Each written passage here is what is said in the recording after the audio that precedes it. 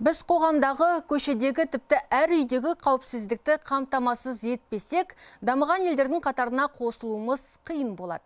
Бұл мемлекет басшысы Қасым-Жомарт Тоқаевтың еліміздің әлеуметтік экономикалық даму мәселелері жөніндегі кеңейтілген кеңесте айтқан сөзі. Қауіпсіз ортада өмір сүру, жалпы қауіпсіздікті сақтау маңызды мәселе. Қауіпсіздік бала өмірінің кепілі. Әсіресе жаз айлары басталмай жатып, суға кеткендер саны артып барады. Мәселен, Түркістан облысында жыл басынан бері 15 адам суға батып қайтыс болған. Оның ішінде 10 кәмелетке толмаған бала бар. Судағы қауіпсіздікке кімдер жауапты? Суға түсу маусымы басталмай жатып, қайғылы жағдайлар неге жиілеп кетті? Балаларды жазатайым оқиғалардан қалай қорғаймыз? Бүгінгі хабарымызда осы мәселені талқылайтын боламыз. Армысыздар. Бұқаралық ақпарат құралдары еркін болу керек. Билік пен халықтың арасындағы тиімді байланыс арнасы бола отырып, елдегі қордаланған мәселелерді көтере алады және көтеруге міндетті. Қасым-Жомарт Тоқаев, Қазақстан Республикасының президенті. Құрметті көрермен, тікелей эфирде халық сөзі саяси қоғамдық ток-шоуы. Хабарымыздың бүгінгі тақырыбына қатысты айтар ойыңыз, не сауалыңыз болса, экранда көрсетілген нөмірге телефон шалыңыз. Ал мен студиямыздың бүгінгі қонақтарымен таныстырып өтейін сіздерді. Ақбаян Жақыпова, облыстық ата-аналар қауымдастығы қоғамдық бірлестігінің төрағасы. Мұхтар Туғанбаев, облыстық полиция департаменті, жергілікті полиция қызметі басқармасы, ювеналды полиция тобының ерекше тапсырмалар жөніндегі аға инспекторы. Қанат Қарабалаев, облыстық төтенше жағдайлар департаменті азаматтық қорғаныс басқармасының бастығы. Құрметті қонақтар, студиямызға қош келдіңіздер. Енді сұхбатымызды бастамас бұрын тілшілеріміздің арнайы дайындаған, бүгінгі тақырыпқа орай дайындаған бейнематериалына назар аударуларыңызды сұраймын. Түркістан облысында 4000-ға жуық су нысаны бар. Олардың барлығын қоршау мүмкін емес. Ал азаматтар шомылуға тыйым салынады деген белгілерге қарамастан суға түсуін тоқтататын түрі жоқ дейді мамандар. Құтқарушылардың айтуынша мас күйінде суға шомылуға әуес жандар мен ойын балалары ең қауіпті санаттағы адамдар. Талдау көрсеткендей, судағы қайғылы жағдайлардың басты себептері ол біздің халықтың және азаматтарымыздың, балаларымыздың судағы қауіпсіздікті жете түсінбеуі. Көп азаматтарымыздан сұрап жатамыз, білмей жатады.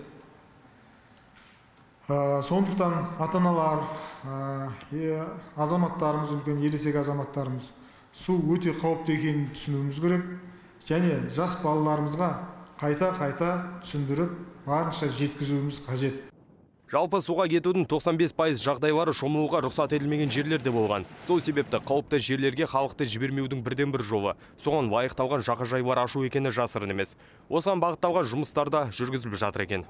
Алдағы уақытта облыс әкімімен бекітілген қаулыға сәйкес осы жылы және алдағы уақытта 9 коммуналдық жағажай ашу бойынша аудан қала әкімдіктерімен тиісті жұмыстар жүргізіліп келеді. Ал арнайы және ресми халықтың шомылатын орындар жоқ орындарда бізде каркасты бассейндер сатып алынып, сол шомылатын орындар жоқ жерлерге орнатылып, балаларды, әлеуметтік төмен отбасылардың балаларын, сол көп балалы отбасылардың балаларын тегін шомылу жұмыстары жүргізілді былтыр. Тағы бір атап өтер жайт, былтыр төтенше жағдайлар департаменті арнайы жасақшылар тобын құрған. Оның көмегі көп болды дейді мамандар. Өткені қауіпті аймақтарда кезекшілік жүргізеді. Биыл да сол жобаны жалғастыру жоспарда бар екен. Ол жасақшыларға жалақы да төленеді. Ерге Тілеуқұл, Бақдәулет Қосым, Түркістан 24.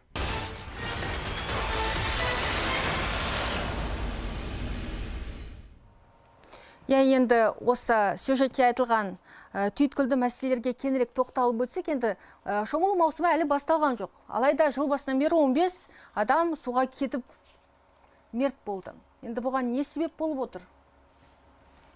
Қанат мырза. Армысыздар, құрметті әріптестер, құрметті облыс тұрғындары мен қонақтары. Бүгінгі таңда өте өзекті мәселенің бірі болып отыр. Азаматтарымыздың, балаларымыздың судағы қайғылы жағдайлар тіркеліп атқаны.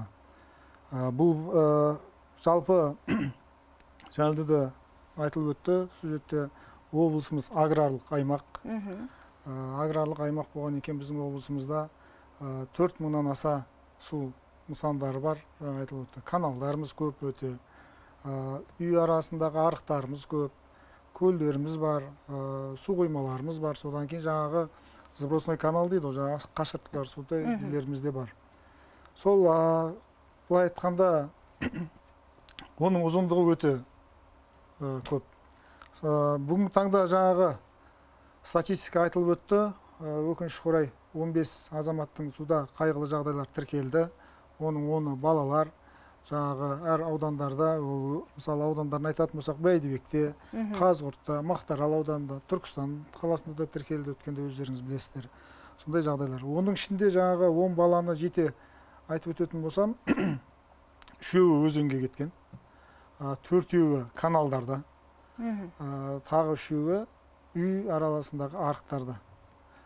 Бұның негізгі жаңағы себептері балаларымызды айтып өтетін болсақ, көбісі ата-ананың қарауынсыз қалған балалар. Сол өздері жаңағы ата-ананың қарауынсыз қалып, қазір өткен кездерде күн сәл ысыңқырады, ысыды. Сол кездерде суға қолын жуам дейді, немесе аяғын салып отырам дейді. Сондай жағдайлармен ойын баласы ойнап барады, батып кетеді, сөйтіп шыға алмай, ары қарап судың есіне кетіп қалып жатқан. Өкінішке орай сондай жағдайлар тіркеліп отыр. Енді осы қайғылы жағдайлар тіркелген орындар, жалпы сол су айдындарында арнайы бір зерттеу жұмыстарын жүргізесіздер ме? Неліктен дәл осы жерде осындай оқиға болды? Не себеп болуы мүмкін? Әлде мүмкін қоршау керек па ол жерді? Бізде бүгінгі таңда соңғы жылдарына каналдарымызда жаңартып, бәрін бетондап келе жатыр. Оның бәрі жаңағы Қазақстан Республикасы экология министрлігінің соның ішінде Қазсушар мемлекеттік мекемесінің балансына қарайды. Көбінесе, барлығы емес енді негізгілері. Біз енді жаңағы талдау жасадық, көбісі балаларымыз жаңағы қол шаям дейді, аяқ батырам дейді, сөйтіп анау бетондалған каналға түседі, шыға алмай қалады. Өзі былайынан жасалған канал шығу қиын. Бұл бойынша да қазір министрлікке ұсыныстар жолданды. Нақты қандай ұсынысын айтып өтіңізші? Жаңағы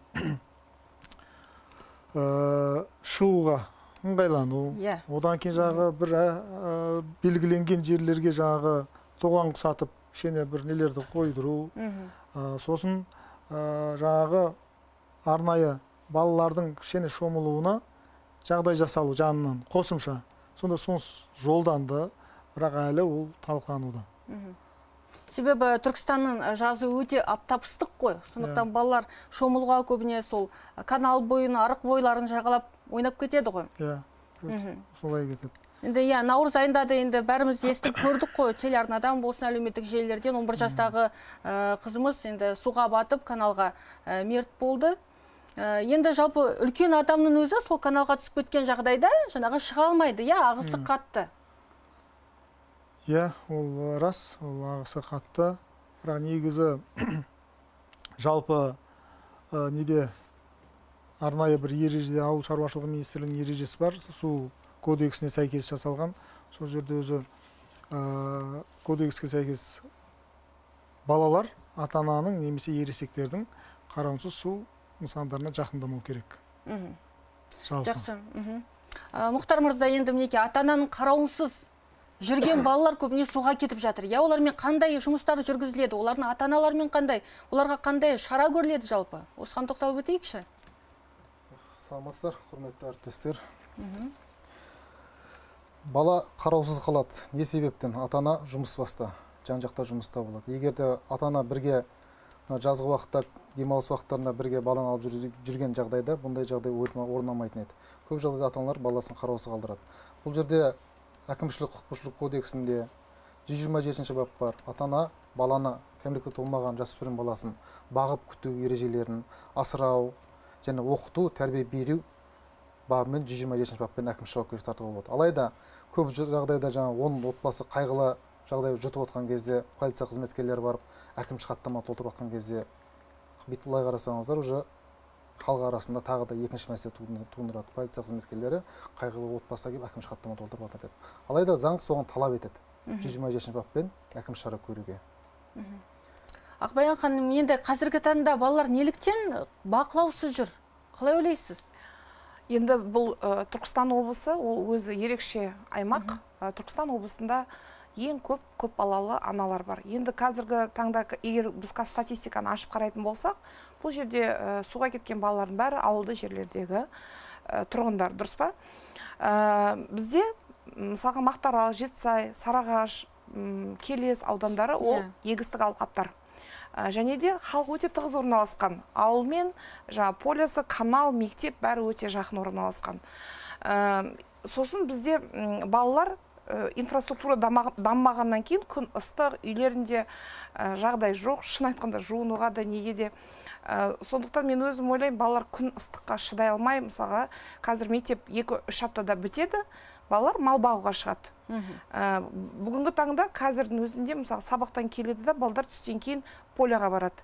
Капуста жинайды, құлпынай жинайды дегендей да, жаңағыдай сөйтіп қайтарда олар шомылғысы келеді. Бізде мысалға қазір Түркістанда жел болғанмен, дәл қазір Жетісайда күн ыстық. Сонда бұл жерде ата-ананың емін еркін баланы жібере салуы, баланың қауіпсіздігі туралы үйде әңгіме айтылмауы. Одан кейін бізде ата-ана, көп балалы ата-аналар көп болғаннан кейін 3 бала бөпесі, бесікте, үйдің тіршілігі көп болады. Аналарында әкесі болса да жұмыс басты болып тұрады. Қалған 4-5 мектеп жасындағы балалар мектепке барып, келіп, жаңағыда түстен кейін мал бағуға кеткенде олар жіті қадағаланбайды. Оларға мүмкін олар шаршап келеді, оларға ол әңгіме айтыла ма, айтылмай ма.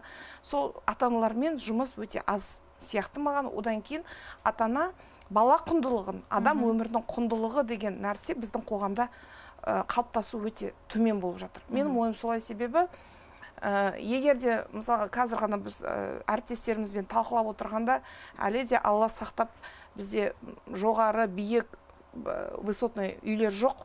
Бірақ осы ауыл аймақтарда өкінішке орай бәрібір жазымен балалар мал бағады, бәрібір жұмысқа шығады поляларға, бәрібір біз оны қанша зерделеп, рейд жасағанмен әр елдің тіршілігі бар.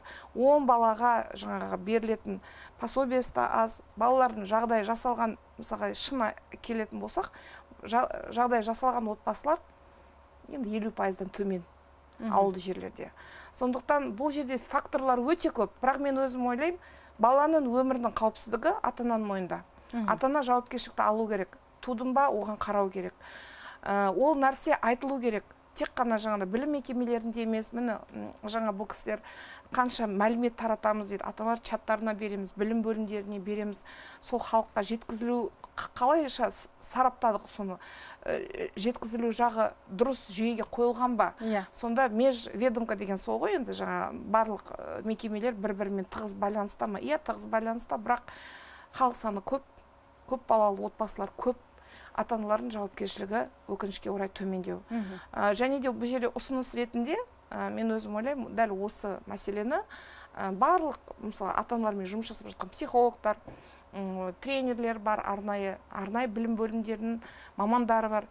Әрдайым әрбір ата-анаға бір жадынама ретінде электронды түрде, қағаз түрде берілу керек. Ата-ана, ол айтылады, ол бір құрғақ сөз емес, сонда бір күшті видеороликтер. Әсер ететінде. Мен мысалға үйде баламды бесік тербетіп отқанда, үй шаруасымен жүргенде, мына жақта мал бағып отқан балам бір пәлекетке ұшырап отқан. Сол ата-ана сол ситуацияны өзіне жаңағыдай өлшеп көре алатындай, сондай бір жауапкершілікті сезіне алатындай видеоматериалдар болу керек. Бізге хабарласқан көрермен бар екен, көп күттірмей тыңдап көрейік сауалын. Сәлеметсіз бе? Сұрағым, егер сондай су каналдары қоршалмайды, елді мекен жақын орналасқан ауылымызда, сол мәселені қарастырдыңыздар ма? Жақсы, көп рахмет сауалыңызға. Енді ауылдың арасында арықтар өтіп жатады, суармалы жерлер, алқаптар өте көп. Неліктен енді оны ашықтан ашық, оны жалпы бір қоршауға мүмкіндік бар ма? Жалпы былай мен тек өзенді айтпай қояйын. Каналдарымызбен жаңағы кішкене арық нелеріміздің жаңағы қашыртқы дейміз ғой. Солардың ұзындығы 15 мыңға жуық екен бізде. Өзенде есептемегенде. 15 мың километрді ол ашын бергі бетін айтып отырмын. Соны екі жағын есептегенде ол өте 30 мыңға барады. Ал өзендерімізді алатын болсақ, өте жаңағы ұзақтықта не алады. Оның бәрін қоршау мүмкін емес. Ал бүгінгі таңда енді ол сонысы өткенде де көтерілді. Бірақ елді мекеннің айналасына қоршау мәселесін қазір талқылануда. Жалпы ол енді мамандар өз несін беріп жатады. Бірақ енді былай айтатын болсам, үлкен қалаларда, мысалы Астанамыздың өзінде Есіл өзені өтіп жатыр. Оның бәрі қоршалып тұрған жоқ. Басқа да үлкен қалаларды алсақ сонда өтіп жатыр. Бірақ дегенмен жаңағы Түркістан жазы ыстық. Түркістанның жазы ыстық. Бізде жаңағы аграрлық аймақ болған екен, жаңағыдай нелер көп. Сондықтан мен ойлаймын енді ол мәселе жаңағы өзінің шешімін таба бастайды, бірақ енді көтерілді ғой қоршау мәселесі. Бірақ тек осы қауіпті жерлерді қоршау. Ал былайынша мүмкін емес оны қоршау. Ол бір. Одан кейін екінші жаңағыдай балаларымызға көбінесе түсіндіріп отыру деп ойлаймын. Ол қоршап қойғанда онымен секіріп өте салады бала деген. Ол бәрібір ғой, қоршап қойған секіріп өтіп түсуі мүмкін. Енді не дегенмен де енді ол статистиканы, жаңа қайғылы статистиканы төмендетуге қандай да бір әсерін тигізер ме еді деген ой ғой енді. Балалар көбіне жаңағы жағасына барады да каналдың байқамай құлап кетіп жатқандар да бар. Әдейі секірмей-ақ жаңағы жалпы айтып өттім ғой, жаңа қазіргі немен әкімдік тарапынан, министрлік тарапынан бұл мәселе көтеріліп талқылануда. Өзі қорытынды шешімін алдағы уақытта жеткізіп жатамыз. Жақсы, енді жаз маусымы басталмай жатып, енді шомылу маусымы басталмай жатып, енді күн ысып жатыр, иә? Балалар, жалпы кез келген адам ыстығын басып, суға шомылатын жер іздей бастайды. Неке жазда көріп жатамыз, неке әкімшілік іскерлік орталықтың өзінде мынау су бұрқақтарда балалар шомылып жатады, иә? Бұл қаншалықты қауіпсіз? Енді су бұрқақ жаңағы... Алматыдағы жағдайды көрдік қой, осыдан бірнеше жыл бұрын жаңағы су бұрқаққа түскен баланы тоқ соғып мерт болған. Ол, дұрыс айтасыз, бұл өте қауіп балаға. Жаңағы өздеріңіз көріп отырсыздар, әр фонтанның қазір шықсаңыздар, астына су, светтер, әртүрлі светтер неғып тұрады. Сондықтан оған өте болмайды түсуге. Қауіпті. Ал енді жаңағы, біздің өкінішке орай облысымызда шомылуға рұқсат етілген жерлер аз. Қанша шомылуға рұқсат етілген жер бар жалпы? Арнайы қанша жағажай бар облыста? Бүгінгі таңда 2 арнайы жағажай жұмыс істеді енді былтыр мысалы Шаға өзенінде, сосын Арыс қаласында Арыс өзені бойынан ашылды. Биыл осы алдағы уақытта жалпы қала аудандық әкімдіктерімен жеке кәсіпкерлердің есебінен 9 жағажай ашу жоспарлануда әлі. Облыс көлемінде. Қаралып жатыр. Енді жаңа айтып өттім, бізде аз, 2 миллионнан аса халыққа ол өте аз. Бірақ шомылуға арнайы орындар жоқ елді мекендерде, жаңа сюжетте де көрдіңіздер, арнайы каркасты бассейндер сатып алынып, сол шомылуға мүмкіндік жоқ жерлерге, мектептерге мысалы қойып, жазғы лагерлерге қойып, практикадан өткізіп жатыр. Былтырдың өзінде 43 бассейн сатып алынды. Ол былтырдың өзінде 4 аудан, Жетісай, Шардара, Арыс, тағы да 4-ші аудан бар. Арыс, сол бойынша, Мақтаарал, Жетісай. Сол 4 аудан сатып алынып, жұмыс жүргізді. Нәтижесін берді. Көп балаларымыз сода шомылды. Жазғы лагерлік мектептің айналасындағы. Биыл қалған аудандардың бәріне соны алуды ұсыныс жолданып, тиісті жұмыстар жүргізіліп келеді. Сонда көп балалы отбасыларға осындай жаңағы бассейндарды, үрлемелі бассейндар ғой енді айтып отырғанымыз, Жоқ, каркас. Кәдімгі каркасты, кәдімгі... Сондайлардың кішігірім түрлері де болады, соларды әр көп балалы отбасын сыйлық жасап, жаңа кәсіпкерлер тарапына осындай арнайы шара ұйымдастырсақ та болады ғой негізі? Оны болады. Мысалға, әрбір ауылдан депутаттыққа түскен кісілер бар. Бізде негізі қайырымдылық мәдениеті қалыптаспаған. Өкінішке орай, бізде қайырымдылықты бір постқа кірерде немесе бір сайланбалы бір мерекеге сол кезде бір 4 макарон мен 4 кило пиязды салып алып барудан басқа ары қарай фантазиясы жетпейді.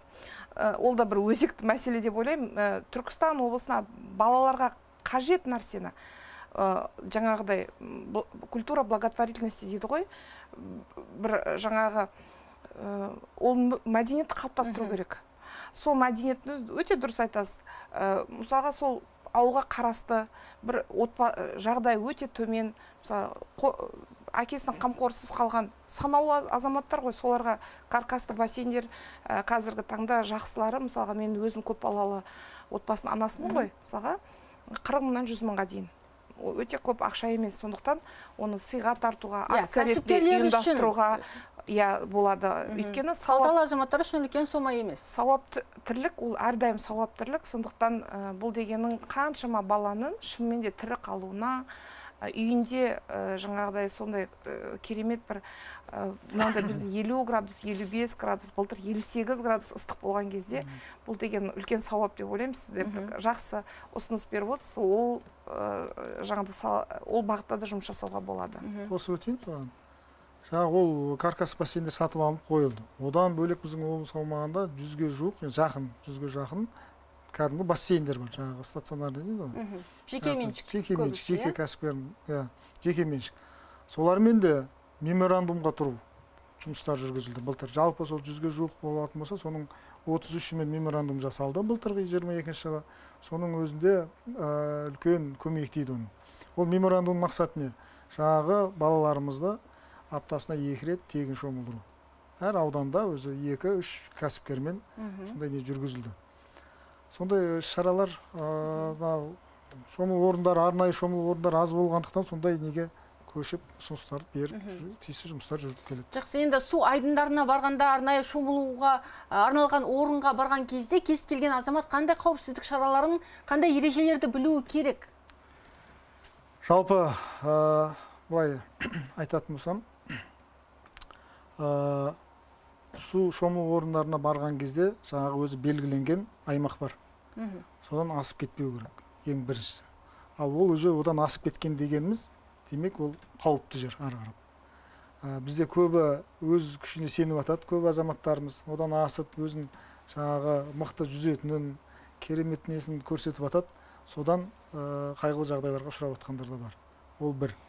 Екіншіден, өтірік жаңағы неге салмау керек, айқайға, кейбір азаматтар соған сеніп қалып, соны құтқарамды өзі кетіп қалып атады кейбір азаматтарымыз. Соған сондайға бару керек. Одан кейін жаңағы енді рұқсат етілмеген жерге мүлдем шомылуға болмайды.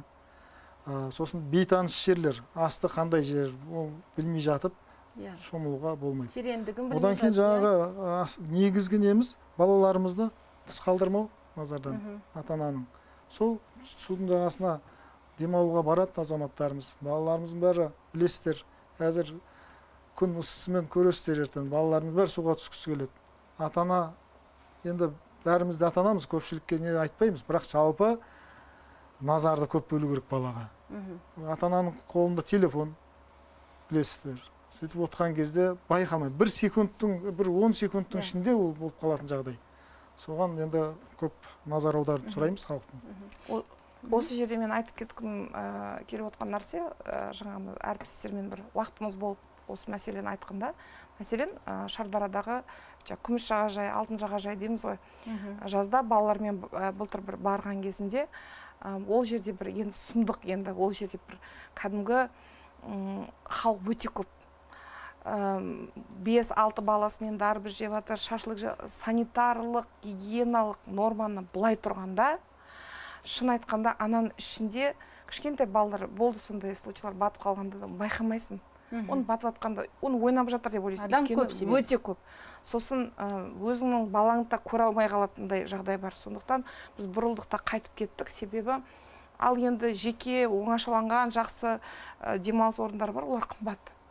Сондықтан мынау ең бірінші қайтадан айтам, ата-ананың жауапкершілігі, ата-ананың сезімталдығы, балаға жаңағыдай алып бардың ба, ол мен өзім ойлаймын, судың басында емес, басқа жерде тамақтану керек. Балалар мен барғанда ата-ана демаламайды. Бір жағынан өскелең ұрпаққа үлгі көрсетеміз. Одан кейін, содан кейін осы жерде бір ішіп жеген дүниені тастамай, жинап. Одан кейін тағы да бір үлкен нәрсе, әкелер институты қайтадан даму керек. Әкелер өкінішке орай жаңа нәпақа табамыз деп, күндіз-түні жұмыста боламыз деп, баяғыдай әке баласына шахмат үйрету, жүзуді үйрету, атқа мінуді үйрету деген қалып баратқан нәрсе. Кейінгі заманда ол керек болмайды. Өзі үйреніп алады ғой деген түсінік бар, көбіне әкелер тарапынан. Оны қажет, сосын бір әкемен сөйлескен кезде бетті, мен Құдай қаласа мен бар тірлігім жасап жатырмын, ақша тапсам, осыларды кружоктарға берем дейді. Ал егер сіз кружокқа бермесең, сонда жүзе алмай ма бала деймін да. Сонда әрбір әке өз әкелер институтын нығаю керек. Мысалға кішкентай балаға бата беруді үйрету, сөйлеуді үйрету, келген адамға дұрыс амандасуды, қолына су құюды, шахмат ойнауды, жүзуді, сонда қарапайым өмірдің заңдылықтарын үйрететін үлгі болатындай ата-ана бола білуіміз керек. Сонда балаларымыз егер жүзе алмаса, әрине мына кісі айтып отыр ғой, жүзе алатындар да өзінің күшіне аса сенгендер де кетіп қалады. Қауіпсіздікті үйретуде ол ата-анадан. Адам мысалға жаңағыдай өлетін жерін білет деген сөз бар ғой қазақта. Сонда сен әрдайым біліп отыруың керек. Артық кететін жерін, сабырлыққа оны үйретеді. Сырттан ешкім келіп үйретіп бермейді біздің баламызда. Ол үйде, дастарханның басында, күнделікті айтылатын нәрсе. Мына бүгінгі бағдарламаны көрген ата-аналар бүгін кешке дастарханның басында жаңағыдай бір осыны әңгіме қозғаса деп ойлаймыз. Қаным балапаным, әйтеуір егер жүз аласың ба сен, мен саған үйретейін, бірге барайық, менсіз барма. Өйткені өте көп балалар кетіп қалып жатыр. Сен бізге қымбатсың, сенің өмірің қымбат балам. Ондай шалшыққа, каналға барып түсе салма, өзім қыдыртамын деген сондай жақсы нәрселерді айтып отырсақ, баланың құлағында қалады ол нәрсе. Мүмкін біздің балалар мүлдем ата-анадан сондай нұсқау, жақсы сөз, бір естімей әке-шешесінің қолы тимегендіктен сондай нәрсеге көп ұшыратқан шығар. Біздің балаларымыз көп балалы отбасында туылғанына кінәлі емес. Қазіргі заманның бұрын бірін-бірін жетектеп өсіреді деген ұғым қалған. Әрбір бала жеке тұлға ретінде ата-ананың назарын талап етеді. Қатты талап етеді. Егер де біз қазір сол уақытты өткізіп алып, соларға дұрыс көңіл бөлмеген жағдайда, ертеңгі күні оның салдары әрдайым өмір бойында, өмір барысында бізге қайтып келіп отырады. Мен барлық ата-аналарға сондай саналы ата-ана болуды тілеймін. Рахмет. Жақсы, енді осы арнайы шомылатын жерлерде қауіпсіздік енді жаңағы құтқарушылар қаншалықты жұмыс жасайды? Бар ма арнайы бекеттері құтқарушылардың, құтқару қайықтары дегендей? Жалпы Түркістан облысының төтенше жағдайлар департаментінің жаңағы кәсіби суда құтқару жасағы бізде Шардар ауданында және де Ордабасы ауданында орналасқан. Ол енді жалпы сол екі жерде орналасқан, бірақ мынау шомылу маусымы басталғаннан кейін біз мобильді топтар дейді құтқару. Мобильді топ дегеніміз біздің мамандар шығып кезекшілік жасайды. Ол барлық жерде әр су айдынына? Жоқ, әр су айдынына біз мүмкіндігіміз жоқ. Себебі біз бұл су айдынынан бөлек жаңағы кешірістер басқа да құтқару, авариялық құтқару жұмыстары күнделікті тіршілік болған екен. Демек қызметкерлердің жетіспейді, саны? Көптеген қоңыраулар түсіп жатады бізге, көмекке сұрап жатады, сондықтан мүмкіндік жоқ олардың. Сол себептен біз қазіргі таңда жұмыспен қамту орталығы арқылы әкімдіктерге кеше өткен наурыздың 30 наурыз күні облыстық төтенше жағдайлар комиссиясының отырысы өтті. Сол жерде талқыланды, нақты мәселе көтеріліп, айтылып, жаңағы тапсырмалар берілді аудан әкімдігіне, құзырлы мекемелерге.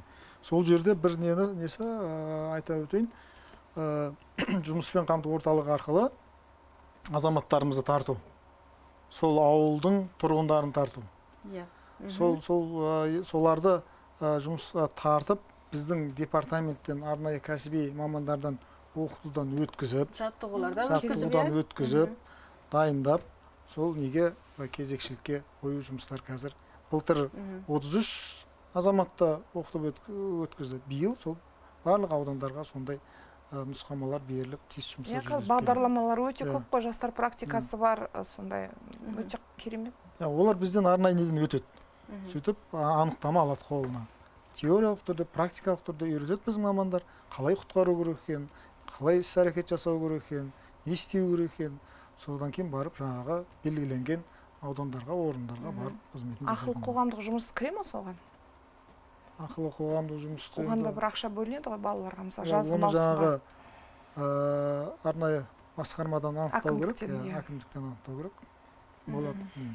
Жақсы, енді суға кеткендердің жаңағы басым көпшілігі балалар дедік. Ал олар енді жаңағы ағысқа қарсы тұра алмайды, жүзуді білмеу мүмкін деп отырмыз. Ал ересек адамдар неліктен суға кетіп жатыр? Мұхтар мырза. Қазір қысқаша айтып өтейін, ол енді бізде бір жағдай неден балық аулау кезінде суға кеткен жағдайлар болды. Жаңағы одан кейін кейбір мәйіттердің табылды кейінмен. Сондай жағдайлар бар енді. Арасында енді сондай жағдайларда кіреді. Бізде әкімшілік кодексінде 364 бап бар. Яғни ортақ су пайдалану қағидаларын бұзу дейді. Жаз мезгілі көктем уже кеше 1 мамырда бастап қарасаңыздар, көпшілігі таулы жерлерге, өзендерге демалысқа шығып жатады. Сол іс-шара кезінде бізде 4 әкімшілік хаттама толтырды осы бап бойынша ата-аналарға, үлкен ересек адамдарға. Яғни Шардарада 2 хаттама әкімшілік толтырылып, және Түркістан мен Жетісайда бір хаттама толтырып, ересек адамға ескерту берілді. Яғни су ортақ пайдалану, су қағидаларын бұзған үшін, тыйым салынған жерлерде шомылған үшін. Сондай-ақ масан күйде, алкогольдік ішімдікке жаңа тойып алған азаматтарымыз суға түсіп, мерт болып жатқан жағдайлар бар. Қаншалықты жиі кездеседі осыған тоқталайықшы? Өткен жылы осындай жағдайлар болды ма жалпы? Өткен жылы бір жағдай тіркелді, қателеспесем, өткен жылы. Биыл енді жаңағы балық аулау кезінде тіркелді. Басқа масан күйдегісі енді әлі бітіне аған жоқ. Тіркелмей-ақ қойсын. Жалпы өткен жылы қанша адам суға кеткен еді? Өткен жылы жалпы 16 адам суға кеткен. Облыс бойынша жалпы 16 адам. 16 адам. Оның ішінде де 10-ы балалар. Бізде балалар өте. Ал биыл енді жаңағы жас шықпай жатыр. 16 адам, е? Бұл жерде ұсыныс айтсақ, мысалы қазіргі білім басқармасында мектептерде, колледждерде 5 күндік, дұрыс па? Иә. 6-шы күн және демалыс күні бала бос. Сонау көп аудандарда, қалаларда салынатын бассейндер бар. Тегін бассейн бар, және ақылы бассейндер бар. Сол жерге меморандумға акиматпен келісіп, ақшасын төлеп дегенде баланы как положено класс-классымен 5-ші класстан бастап жүзу үйірмесіне үйретсе. Жалпы енді осы мәселені бөліп қойса, сол кезде өзі балдар 5-ші сыныптан бастап жүзу үйренсе, уже есейе келе өзінің балдарын да үйретеді жүзуге, өзіңді басқа жоғары оқуға түскен кезде, басқа қалаға барған кезде өзінің достарын да үйретеді. Інілерін үйретеді. Ақбаян ханым, осы тұрғыда мынандай сұрақ қойғым келіп отыр. Жалпы балалардың бос уақытын пайдалану, ұтымды пайдалану осы жерде қаншалықты маңызды? Енді бұл деген, әрине, мысалға аудан орталықтары кішкене болса да балаларға жаңағы үйірмелер, қазір енді неше түрлі бағдарламалар бар, арт спорт бағдарламасымен ашылған спорттық секциялар, балалар қолы бос болмаса, әрине ондай нәрсеге бармайды. Бізде қазір осындай төтенше жағдайға ұшырап жатқан бұл біздің ауыл балалары. Ауыл елдің бесігі дейміз, ауыл жаңағы алтын бесігіміз дегенмен ауыл балаларының жағдай жасалмаған. Өте кем ауылдық округтер мақтаналады. Біздің ауылда осындай үйірмелер бар. Бір мектепте 3-4 адам домбыра. Мысалға ауылда 2000-нан 5000-ға дейін адам тұрады, мәселенді. Оның ішінде 1,5-2 мың балалар. Енді сол 1,5-2 мың баланы үйірмемен қамти алмайды ғой бізде. Ондай бізде, білмеймін, осы жемқорлық жүйе ма, жоқ басқа ма, бізде баланың дамуын, баланың өсіп өркендеуін, баланың қауіпсіздігі өкінішке орай қоғамымызда бірінші орынға қойылған жоқ.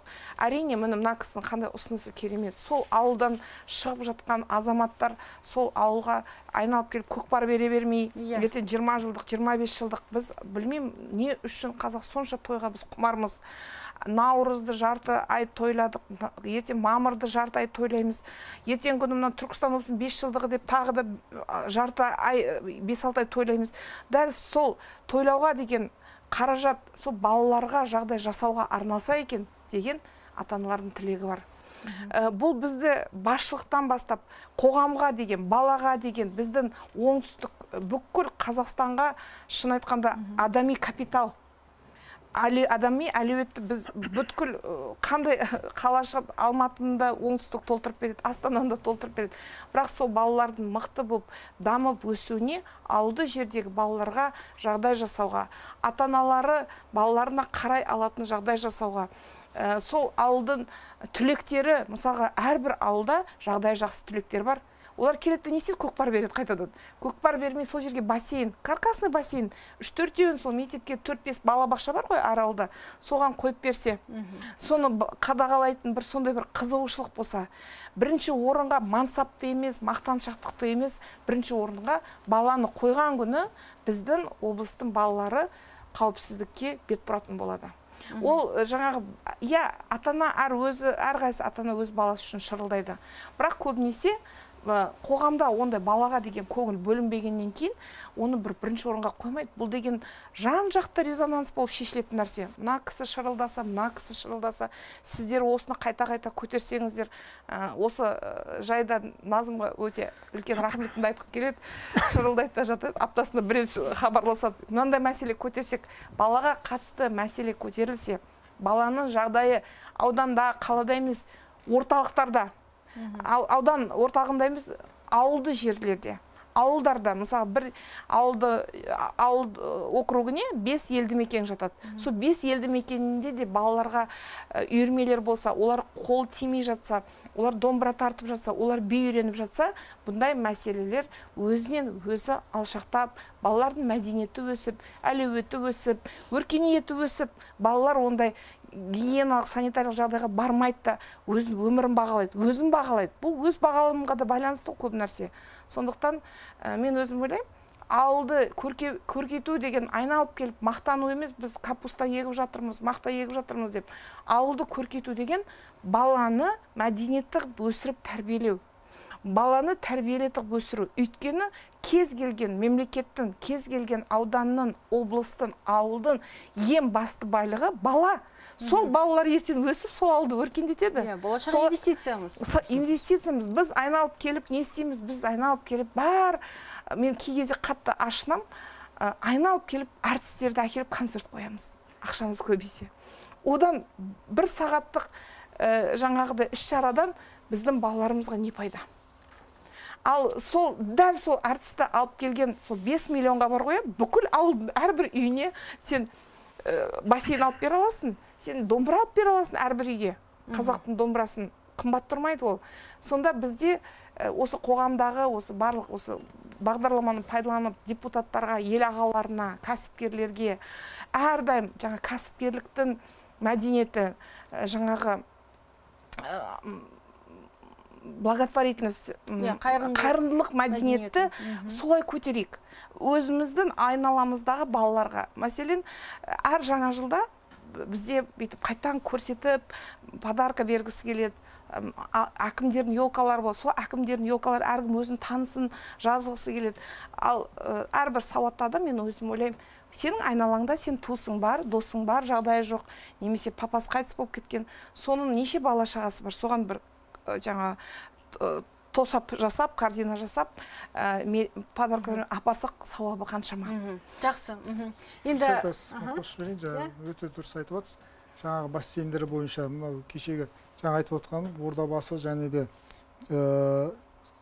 Шардара аудандарына кәсіпкердің есебінен алынған. Оның бассейнін әперді, керемет көмегін тигізді. Керемет бастама. Енді осыны жаңа өзіңіз айтпақшыдай барлық аудандар, ауылдар қолға алса, өте дұрыс болар еді.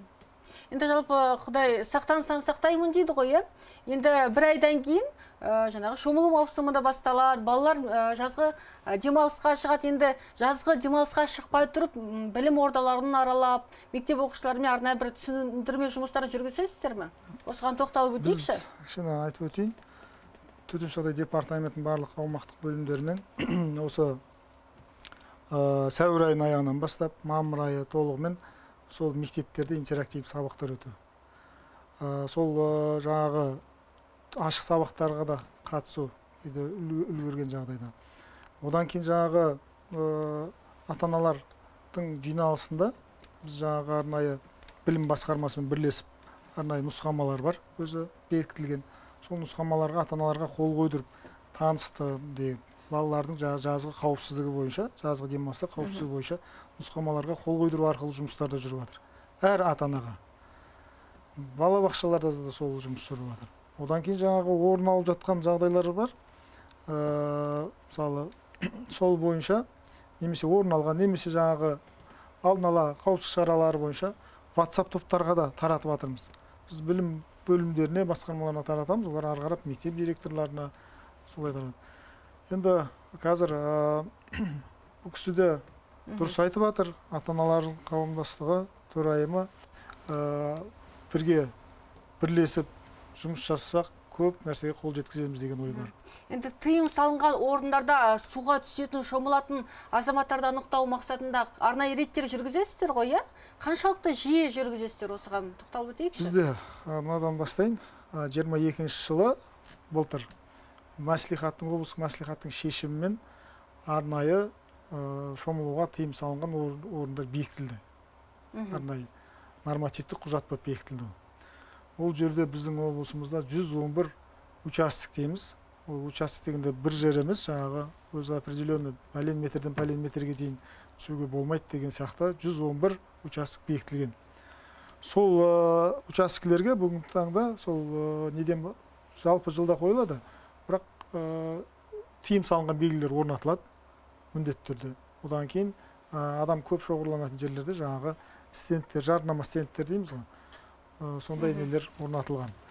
Енді бұл кешегі демалыс күндерді алатын болсақ, полиция департаментімен бірлесіп 3 күн бізде рейдтік шаралар жүргізілді. Сенбі, жексенбі, кешегі мейрам күндерді. Ол алдағы уақытта қазір әріптесіміз өзі айта бастайды, бірақ бізде бекітілген жоспарға сәйкес тиісті жұмыстар жүргізіліп келеді. Мұхтар мырза? Бізде енді демалыс күндері полиция қызметтері, құқық қорғау күндері күшейтілген күн тәртібімен өтеді, міндетті түрде. Мынау ағын суларда, жұттар демалатын жерлерде міндетті түрде төтенше жағдай қызметкерлерімен рейдтік жұмыстар жүргізіледі. Яғни ата-аналарға, ересек адамдарға суда шомылу және өрт қауіпсіздігін сақтау мақсатында түсіндіру жұмыстары жүргізіліп, атқарылған жұмыстар интернет желісіне, Facebook желісіне, Instagram желісіне салынып отырады. Және де ортақ суды пайдалану мәселесі түсіндіріледі. Және де облыс әкімінің Тәжібаев мырзаның бекітілген жоспарына сәйкес 2 мамыр мен 26 мамыр арасында бүкіл аудандарда жоспар жазып кезең-кезеңмен ата-аналар жиналысын қойып қойған. Қазір бүгін 3-і 5-не шығамыз. 2-сінен басталды уже. 2 аудан басталып қойды уже. Ордабасыда басталды, Түркістанда басталды. Сол бойынша ата-аналарға түсіндіру жұмыстары ішінде міндетті түрде суға түсу қауіпсіздік ережелерін түсіндіру балаларға осы қамтиды, осы сұрақтар қамтиды. Кәмелетке толмаған жасөспірімдердің қауіпсіздігін қамтитын сұрақтар бүкіл мемлекеттік мекемелер сол жерде жиналысқа қатысып ата-аналар түсіндіру жұмыстарын жүргізіледі. Қанат мырза, енді жоғарыда айтып өттіңіз ғой, тыйым салынған аумақтар бекітілді деп, иә? Енді ол жерге қандай жаңағы қауіп төнеді, ол жерге суға түскен адамға, осыны ескертіп айтып өтіңізші біздің көрерменге. Ол енді тыйым салынған участок өзі айтып тұр ғой, ол жерге түскен азамат шығу мүмкін емес. Одан кейін ағыс қатты жерлер, одан кейін жаңа жарлар, одан кейін жаңа каналдарымызды айтамыз. Солардың бәріне оның бәрі жаңа тыйым салынған учаскелердің бәрі былтырғы, алдыңғы жылғы, оның алдыңғы жылғы суға кеткен, суда сол жерде қайғылы жағдайлар тіркелгендердің бәрі ескере отырып бекітілген нәрсе оның. Сол өте қауіпті жерлер, жақындауға болмайтын жерлер. Сол жерлерге тыйым салынған деген белгілер орнатылған қазір әкімдік тарапынан. Енді шомылу кезінде белгілі бір кез келген азамат суға батып бара жатқанда оны қалай құтқару керек, қандай қауіпсіздік ережелерін сақтау керек азаматтар? Осыған тоқталып өтейікші. Ең бірінші дүрбелеңге салынбау керек. Ол адам дүрбелеңге салынған суға батып баратқан адамды да құтқара алмайды, өзі де ешқандай тірлікті бітіре алмайды. Батып кету қаупі бар. Шұғыл түрде 112-ге немесе басқа да шұғыл нөмірлерге звондап көмек сұрау керек, айту керек, хабар сөйтіп барып адамның алдынан емес, жанынан немесе басын арт жағынан барып жайлап тартып шығаруға мүмкіндік жасау керек. Көбіне шашынан сүйреу керек деп айтылып жатады, иә? Енді сол шашынан, басынан, дұрыс. Алдынан баратын болса, ол енді адам құтқаруға келген адамның өзін батырып жібереді. Сондықтан жанынан немесе артынан қолынан ұстап, артқара тартып, суды жағаға қарай жақындату керек. Жағаға қарай жақындатқаннан кейін ет бетінен жатқызып, ішіндегі нені шығару керек. Суды, ауыздағы нелердің бәрін тазалау керек. Одан кейін жаңағы егерде есінен танып жатқан жағдай болса, жаңағы жасанды жүрек массажын жасау керек. жасау керек. Сондай әрекеттерді жасау керек. Сөйтіп жаңағы көмек 112-ге звондап, дүрбелеңге салынбай әрекеттерді жасау керек. Сондай-ақ мінекей суға шомылуға келген кезде судың температурасы қандай болуы керек? Судың температурасы жалпы адамға қалай әсер етуі мүмкін? Мәселен, мұздай суға түскенде?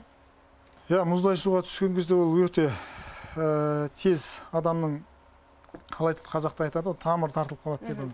Ол мұздай суға түскен кезде бірден солар болып қалады. Сондықтан бірінші денені үйрету керек. Жалпы мұздай суға түсу өте қауіпті. Адам 18 градустан, 20-18 градустан төмен суға түсудің қажет емес. Ал бізде көбіміз күн ыстық дейміз да, мұздайды іздей бастаймыз. Азаматтарымыз жалпы да. Сондықтан өте қауіпті ол мұздай су. Енді суға түскен кезде бір тырысқақ аурулары болады ғой, судорожный синдром. Жаңағы судорога ұстап қалған сәтте адам не істеу керек? Қалай өзін аман сақтап қалуға мүмкіндігі бар? Енді аяқ тартылып қалған жағдайда өзін шалқасынан былай жатып, қолмен әрекет жасап жағаға жылжу керек. Аяқты енді одан кейін аяқтың бас жағын өзіне тартып, жай қимылдатып деген сондай нелер әрекеттер жасау керек. Ол бір. Одан кейін жаңағы қол тартылып қалған жағдайда екінші қолмен, ол кезде жаңағы аяғыңызбен қимылдау жасау. Сондай обстановкаға, жағдайға байланысты өзіңіз қатты неге салынбай, жай әрекет жасап жағаға жақындау керек. Ал кейбір азаматтарымыз біздің үлкен жаңағы неге түсіп атады, жаңағы судың айналымына. Сол кезде воронкаға. Сол кезде сол воронканың судың астына қарай кеткен дұрыс. Ұйықтан судың астына кетіп, жанға қарай жылжыған дұрыс деп кеңес береміз. Ал воронканың өзінде тұрсаңыз, ол міндетті түрде тартып кетеді. Жақсы, енді Мұхтар мырза, осы жаз маусымы басталған сәтте қандай жұмыстарды жүзеге асыруды жоспарлап отырсыздар? Жалпы мектеппен қандай бір жаңағы байланыс орнатып жатырсыздар? Осыған тоқталып өтіңізші. Жоғарыда айтқандай ұсыныс тастау бойынша суббота, воскресенье күндері, демалыс күндері бассейндерге апару. Одан кейін жазғы уақытта мектептерде лагерлер ашылады. Сол лагерлерге балдар жаппай тарту, бос уақытын тиімді пайдалану шаралар өткізіледі.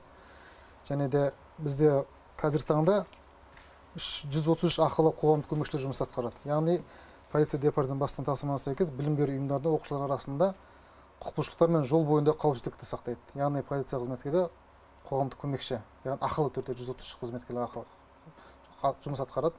Яғни ертең каникул жазғы демалыс шыққан кезде сол қызметкерлерді жағалау жерлерге қызметке тарту жоспарлары бар. Себебі жазғы каникул кезде ол мектептің ақ жолаққа тұрудың қажеті жоқ. Мектептің айналасында балдар болмайды. Сол себепті осылар дос көмекшілерді қоғамдық жұмысқа тарту ойда бар.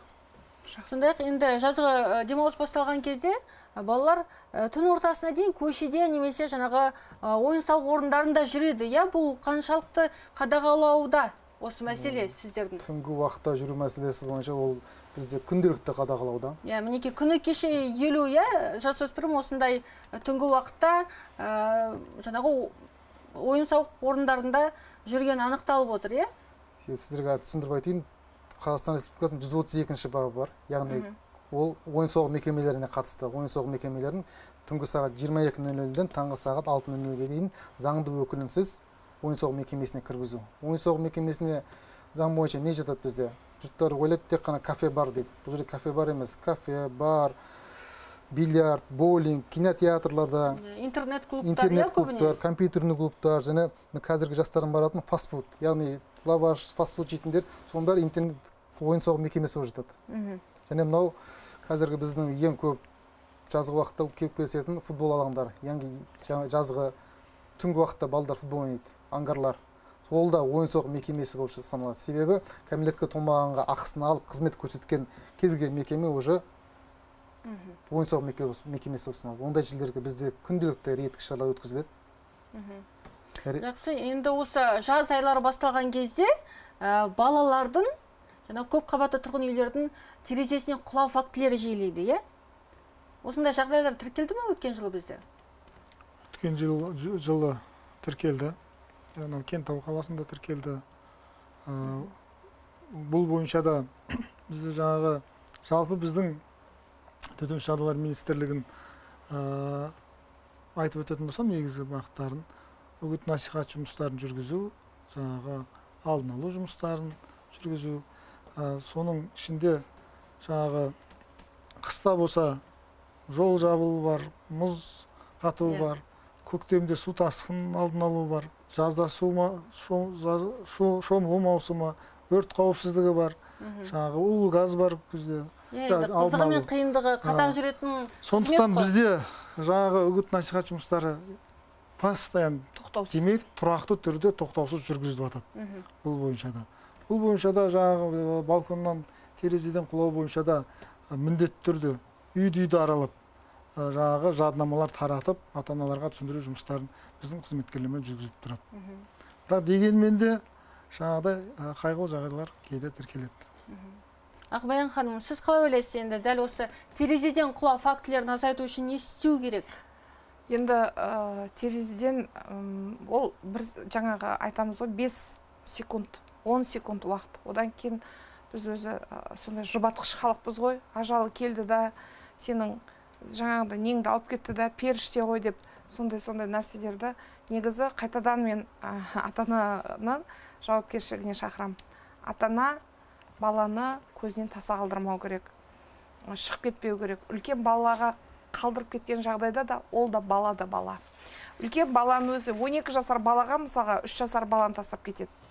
10 жасар балаға 1 жасар бөпені тастап кетеді.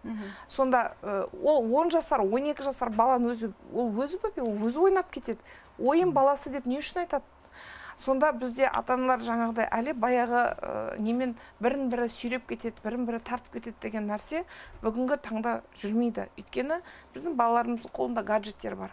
Үлкен бала, кішкентай балаға оған да гаджет беріп қойды. Өзі де ойнайды, кішкентай бала гаджетпен ойнағысы келсе, шығады жаңағы терезеден шығады, есіктен шығады. Ол қауіпсіздік жасалмаған. Мәселен, кішкентай баласы бар ата-ана есігінің алдында тапшаны өзін абайлап салу керек. Ойланып, биіктігі қандай, текпешегі қандай, құлаған кезде цементке құлай ма, жоқ, соның барлығын. Сондай сезімді алдық, сондай ақыл, сондай әкелер институты қайтадан, отбасы институты, ол жастарды оқыту керек. Отбасылық өмірге дайындау керек.